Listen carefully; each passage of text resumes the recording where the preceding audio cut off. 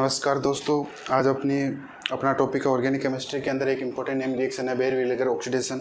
ये मोस्टली तौर पर ऑक्सीडेशन के अंदर पढ़ते हैं, पर आज हम इसको एक एक्स्ट्रा तौर पे रिएक्शन बता रहे हैं। बेयर विनेगर ऑक्सीडेशन होता है, इसके अंदर क्या होता है, ऑक्सी इंसर्शन।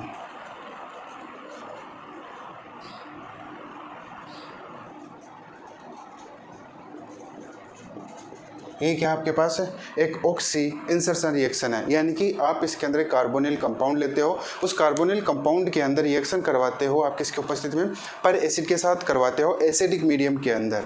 देखना आप इसके अंदर कोई कार्बोनिल कंपाउंड है,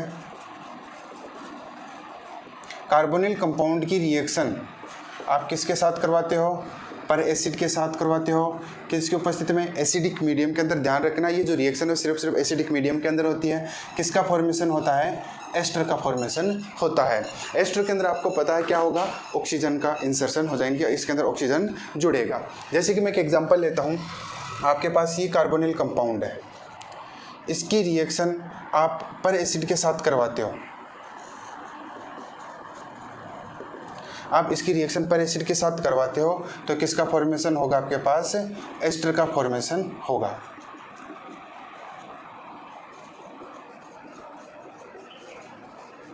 ये कार्बोनिल कंपाउंड है, कार्बोनिल कंपाउंड से किसका फॉर्मेशन हो रहा है, एस्टर का फॉर्मेशन हो रहा है। तो देखो इसके अंदर क्या इंसर्ट हुआ, क्या जुड़ा है, यहाँ पे आकर के एक ऑक्सीजन जुड़ा है। तो हम ये कहते हैं कि जो बेयर विनेगर ऑक्सीडेशन होता है वो एक ऑक्सी इंसर्शन रिएक्शन होता है और इसके अंदर एस्टर का फॉर्मेशन होता है। अब बात करते हैं हम पर एसिड की,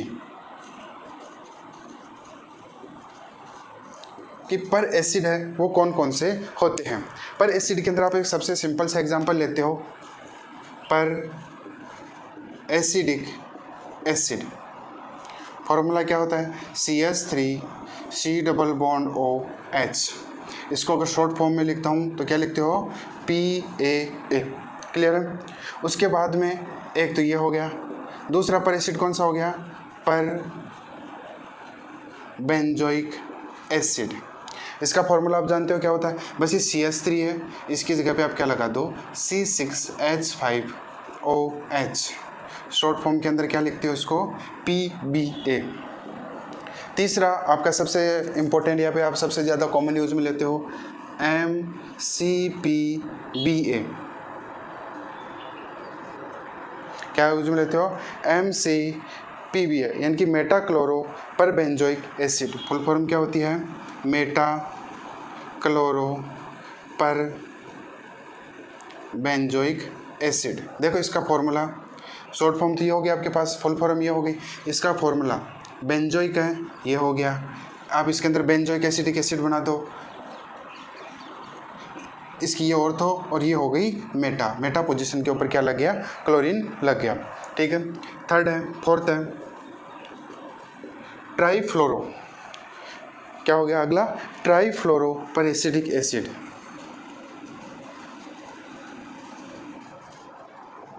यहाँ पे CH3 लिया था, यहाँ पे आप क्या ले लोगे, CF3 TFP। फुल फॉर्म क्या हो जाएगी, TFP, CF3COOH। ये हो गया। एक और लेते हो आप, कैरोज, का फॉर्मूला होता है आपके पास H2O5। ये हो गया कैरोज एसिड। ये सभी हम किसके अंदर गिनते हैं, पर एसिड के अंदर गिनते हैं, और पर एसिड की रिएक्शन के साथ इसके अंदर क्या करवाते हैं, एस्टर का फॉर्मेशन होता है। ठीक है, ओके। अब इसके अंदर आपको मैं कुछ एक इम्पोर्टेंट चीज़ें बताता हूँ। एक इम्पोर्टेंट चीज़ है, पर एसिड तो आपके साथ कंप्लीट हो गया, बट मैं एक एग्जांपल ले रहा हूँ, एक और आपके पास रिएजेंट ले रहा हूँ। उस रिएजेंट का भी मोस्टली तौर पे काम होता है ऑक्सीजन का इंसर्शन करवाना। जैसे कि इम्पोर्टेंट है, नोट लगा के बताता हूँ, अगर आपके पास H2O2 के साथ OH आ जाए, या यूरिया के साथ H2O2 आ जाए, ये जो दोनों रिएजेंट हैं, कौन कौन सा, H2O2 के साथ OH नेगेटिव और यूरिया के साथ H2O2 आ जाए, ये आपके पास बेयर विनेगर रिएजेंट नहीं होता है।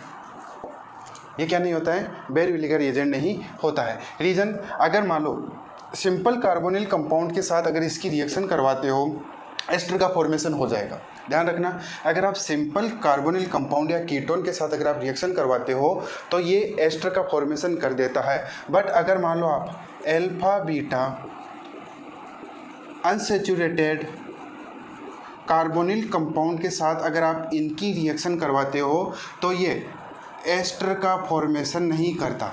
ध्यान रखना, alpha beta unsaturated carbonyl compound के साथ अगर आप रिएक्शन करवाते हो इनकी दोनों की तो एस्टर का फॉर्मेशन नहीं करता है। तो किसका फॉर्मेशन करता है? ये यहाँ पे एक अलग ही प्रोडक्ट का फॉर्मेशन करता है जिसको हम क्या बोलते हैं? इपोक्साइड। जैसे कि एग्जाम्पल के तौर पर मैं बताता हूँ आपको, आपके पास क्या है? Alpha beta unsaturated carbonyl compound है। अगर आप इसकी रिएक्शन MCPBA के साथ करवाते हो तो ये आपके पास एस्टर का फॉर्मेशन कर लेता है। ध्यान रखना, MCPBA लिख रहा हूँ मैं, ये नहीं लिख रहा हूँ। अगर मान लो आप H2O2 के साथ OH नेगेटिव या यूरिया के साथ आप H2O2 लेते हो तो किसका फॉर्मेशन करेगा? ये आपके पास इपोक्साइड का फॉर्मेशन करता है। आपने ये चीज़ यहाँ पे नहीं पढ़ी होगी, लेकिन आपने देखा होगा कि भाई जो डायरेक्ट एडिशन करवाते हैं, माइकल एडिशन करवाते हैं, वहाँ पे आपने देखा होगा ये जो साइट होती है ये सॉफ्ट साइट होती है, और जो आपके पास OH है ये आपके पास सॉफ्ट रिएजेंट होता है। तो आपको पता है जो सॉफ्ट रिएजेंट होता है वो किसके ऊपर अटैक करता है? सॉफ्ट साइड के ऊपर अटैक करता है। हार्ड रिएजेंट वो किसके ऊपर अटैक करता है? हार्ड रिएजेंट के ऊपर अटैक करता है। ओके, मुझे उम्मीद है कि आपको ये पूरा जो एक नोट लिखवाया था, ये जो प्रोसेस करवाई थी, आपको सभी के समझ में आ गई होगी। नहीं आई तो एक बार फिर देख लो। H2O2 के साथ OH नेगेटिव, यूरिया के साथ H2O2 होता है, ये बेयर विली का रिएजेंट नहीं होता है। फिर भी अगर आप सिंपल के साथ करवाते हो, जैसे कि मैं सिंपल का भी एग्जाम्पल ले लेता हूँ, ये आपके पास सिंपल कीटोन है। अगर आप इसकी H2O2 के साथ OH नेगेटिव या फिर यूरिया के साथ H2O2 लेते हो तो ये आपके पास एस्टर का फॉर्मेशन कर लेता है। ये क्या है आपके पास? सिंपल कीटोन, ठीक है। लेकिन अल्फा बीटा अनसैचुरेटेड कीटोन के अंदर, alpha beta unsaturated carbonyl compound के अंदर ये इपोक्साइड का फॉर्मेशन करता है, एस्टर का फॉर्मेशन नहीं करता है। क्लियर है? अब मैं बात करता हूँ जो बेयर लिगर एजेंट है इसके अंदर मैकेनिज्म की, क्योंकि मैकेनिज्म है वही सबसे ज़्यादा इम्पोर्टेंट बनती। मैं मैकेनिज्म लेके चलता हूँ इसमें। मैकेनिज्म R≡C≡R', एल्केन को अलग दिखाने के लिए। आपको पता है ये कौन से मीडियम में होती है? एसिडिक मीडियम के अंदर होती है। हाइड्रोजन कहाँ पे अटैक करेगा? इस वाले ऑक्सीजन के ऊपर, OH R'। इसके ऊपर कौन सा चार्ज आ गया? पॉजिटिव चार्ज आ गया। आगे हम लेंगे कौन सा? पर एसिड लेंगे। पर एसिड C≡O, ऑक्सीजन हाइड्रोजन। आपको पता है ऑक्सीजन के ऊपर कौन सा चार्ज है? सॉरी, ऑक्सीजन के ऊपर क्या है? लोन पेयर है। देखो इस वाले ऑक्सीजन के ऊपर कौन सा चार्ज आ रखा है? पॉजिटिव का चार्ज आ रहा है। तो ये वाला बॉन्ड टूट करके इधर आएगा, तो यहाँ पर कौन सा चार्ज आ गया? पॉजिटिव चार्ज आ गया। ऊपर वाला पॉजिटिव और नेगेटिव तो क्या हो गया? आपस में न्यूट्रलाइज हो गए। ये वाला लोन पेयर या फिर ये वाला ऑक्सीजन का लोन पेयर इस वाले कार्बन के ऊपर अटैक करेगा, तो यहाँ से H+ की फॉर्म यहाँ से बाहर निकल जाएगा। ये जो हाइड्रोजन वापस यहाँ पे क्या कर लेगा? रिएक्शन कर लेगा। ठीक है, ठीक है। तो ये वाला ऑक्सीजन है यहाँ पर आकर के जुड़ जाएगा।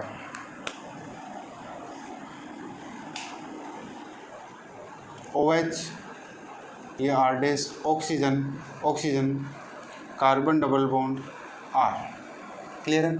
अब देखो यहाँ पर ये जो प्रोसेस होती है, इस वाले जो इंटरमीडिएट बनता है इसको हम बोलते हैं क्रेक्स इंटरमीडिएट। इसको हम क्या बोलते हैं? Cracks intermediate. क्या बोलते हैं इसको? क्रेक्स इंटरमीडिएट बोलते हैं। और ये जो प्रोसेस होती है वो क्या होती है? पहली चीज़ स्लो होती है, और आपको पता है जो रिएक्शन स्लो होगी वो किसका फॉर्मेशन करेगी? रेट डिटरमाइनिंग स्टेप का फॉर्मेशन करेगी। ठीक है, अब देखो इसके अंदर ये कार्बन है, यहाँ पे एक माइग्रेशन होता है। कहाँ से? कार्बन से ऑक्सीजन के ऊपर। कहाँ से होता है माइग्रेशन? कार्बन से ऑक्सीजन के ऊपर। तो कार्बन टू ऑक्सीजन माइग्रेशन क्या होता है? कार्बन टू ऑक्सीजन माइग्रेशन होता है। और ये जो प्रोसेस होती है ये एनाइनोट्रोपिक प्रोसेस होती है। किस प्रकार की प्रोसेस होती है? एनाइनोट्रोपिक प्रोसेस होती है। तो देखो माइग्रेशन करवाते हैं इसके अंदर। माइग्रेशन के अंदर क्या होगा, ये वाला ऑक्सीजन अपना लोन पेयर लेकर के ये आपके पास कार्बोक्सिलिक ग्रुप के फॉर्म में या डेरिवेटिव के फॉर्म में यहाँ से बाहर निकल जाएगा, और ये वाला एल्किल ग्रुप है वो इस वाले ऑक्सीजन के ऊपर आ जाएगा। ध्यान रखना ये जो माइग्रेशन है इसका ऑर्डर मैं अभी लिखवा दूंगा भाई, किसका माइग्रेशन किस प्रकार से होता है भाई। जैसे टर्सरी ब्यूटिल हो गया, आपके पास एरिल हो गया, विनाइल हो गया, हाइड्रोजन हो गए, या फिर आप सेकेंडरी ब्यूटिल, टर्सरी ब्यूटिल वगैरह जो भी होगी उनका आपका ऑर्डर मैं भी लिखवा दूंगा। ठीक है, तो देखो तो हमारे पास जो रिएक्शन है RCOHOR-, ये यहाँ से निकला तो यहाँ पर क्या बन गया, पॉजिटिव बन गया। ठीक है, तो अगली वाली प्रोसेस के अंदर क्या होगा, ये जो ऑक्सीजन का ये जो लोन पेयर है वो आपके पास इधर आएगा, यहाँ से H+ बाहर निकल जाएगा, और ये वाला पॉजिटिव कार्बन और ऑक्सीजन के बीच में क्या बन जाएगा, एक डबल बॉन्ड बन जाएगा। तो हमारे पास किसका फॉर्मेशन हो जाएगा, एस्टर का फॉर्मेशन हो जाएगा। इस प्रकार से बेयर-विनेगर ऑक्सीडेशन की जो मैकेनिज्म है वो कंप्लीट होती है। ठीक है, ठीक है, ये हो गया आपके पास कंप्लीट मैकेनिज्म हो गई। अब मैं बात करता हूँ माइग्रेशन का, जो माइग्रेटिंग ग्रुप होता है या फिर जो माइग्रेटरी एप्टीट्यूड होता है, जो इसका ऑर्डर होता है उसके बारे में मैं बात करता हूँ।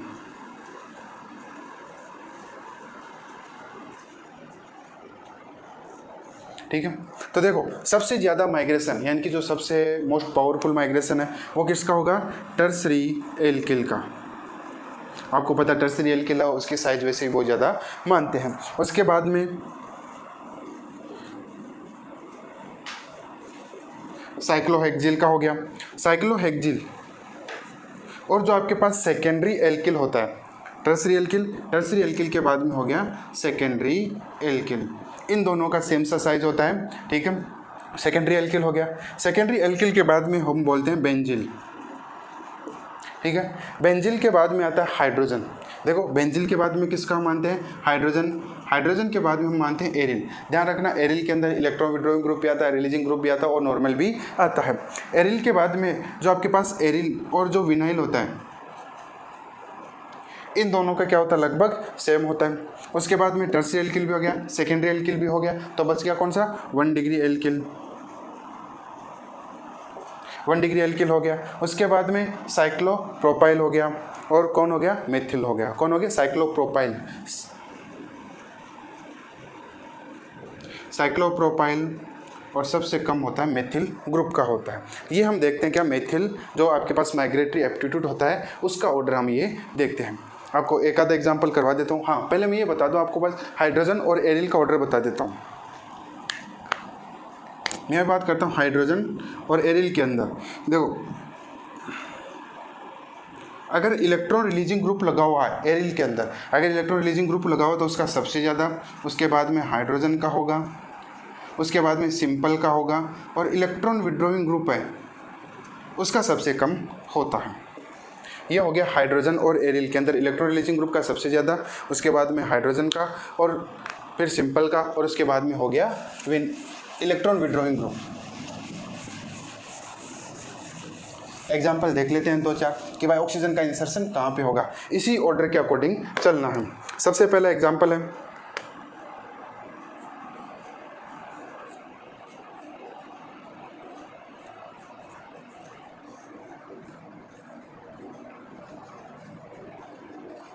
इसके अंदर जो ऑक्सीजन का इंसर्शन, देखो कार्बोनिल कंपाउंड ये है, कार्बोनिल कंपाउंड के अंदर ऑक्सीजन का इंसर या तो फिर इस हाइड्रोजन की तरफ होगा या फिर किसकी तरफ होगा, इस साइड में होगा।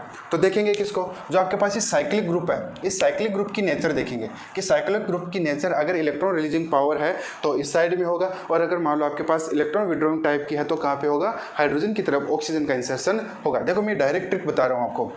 OH है, OH किसकी तरह व्यवहार करता है, इलेक्ट्रॉन रिलीजिंग ग्रुप की तरह व्यवहार करता है, तो ऑक्सीजन का इंसर्शन कहाँ पे होगा, इस वाली रिंग की साइड में होगा। OH, ऑक्सीजन, हाइड्रोजन, ये इस प्रकार का हमारे पास एस्टर का फॉर्मेशन हो गया। और एग्जाम्पल देखते हैं, एक और एग्जाम्पल,